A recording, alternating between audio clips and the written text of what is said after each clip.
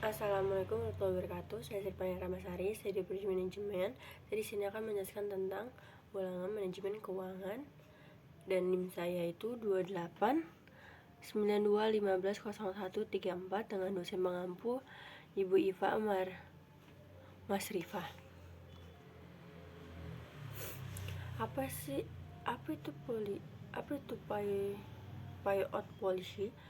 Buyout policy adalah keputusan yang berkenaan dengan apakah mendistribusikan kas kepada pemenang saham, berapa kas yang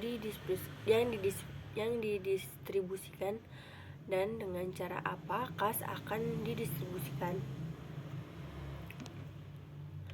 Dan elemen of buyout dividen bukan satu-satunya cara perusahaan dapat mendistribusikan uang tunai kepada pemenang saham. Perusahaan juga dapat melakukan pembelian kembali saham secara pembelian kepada saham, di mana mereka biasanya membeli atau mengembalikan sebagian saham biasa mereka yang beredar melalui pembelian di tempat terbuka, Whirlpool Corporation, seperti banyak perusahaan lain. Menggunakan kedua metode untuk menempatkan uang tunai digunakan di tangan pemenang saham mereka. Selain menginginkan dividennya pembayaran, Whirlpool juga melanjutkan program pembelian kembali sahamnya pada tahun 2013 yang terhenti selama resesi ekonomi pada saat melanjutkan program pembelian kembali saham. Mekanisme buyout position. Pembagian divisi menjadi membawa dua dampak yang berbeda. Bagi pemenang saham, divisi merupakan bagian dari penghasilan, sehingga divisi yang besar akan menaikkan nilai saham, yang berarti akan menaikkan nilai perusahaan. Pemenang saham menginginkan pembagian divisi yang besar. Bagi perusahaan, divisi merupakan pembagian kas, sehingga mengurangi RE sebagai sumber dana yang dapat dimanfaatkan oleh perusahaan. Perusahaan menginginkan pembangunan divisi yang kecil. Dan prosedur pembayaran cash deficit. Pada rapat kuartalan atau semesteran, Dewan Direktur sebuah perusahaan memutuskan apakah dan berapa jumlah kas defisit yang akan dibayar.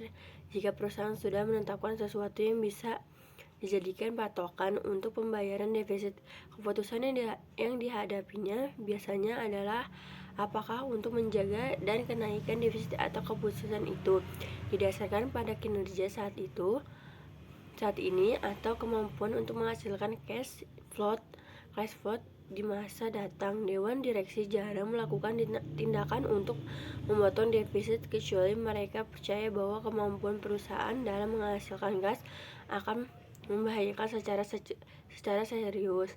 Ketika direksi perusahaan mengumumkan defisit, merupakan pengeluaran pengumuman yang mengindikasikan jumlah dan 3 penempatan tanggal yang dapat, yaitu date of direct, the next deficit date, dan payment date.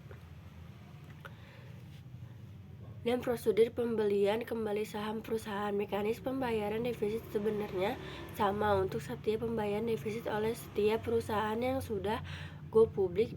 Dengan pembelian kembali saham, perusahaan dapat menggunakan dua metode yang berbeda untuk memperoleh cash dalam tangan.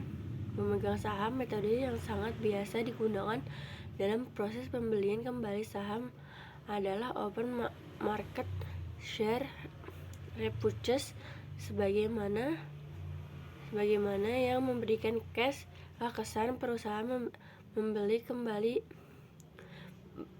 buyback beberapa saham yang beredar di pasaran secara terbuka. Open market, perusahaan mempunyai banyak ruang mengenai kapan dan bagaimana mereka melaksanakan pembelian di pasar secara terbuka.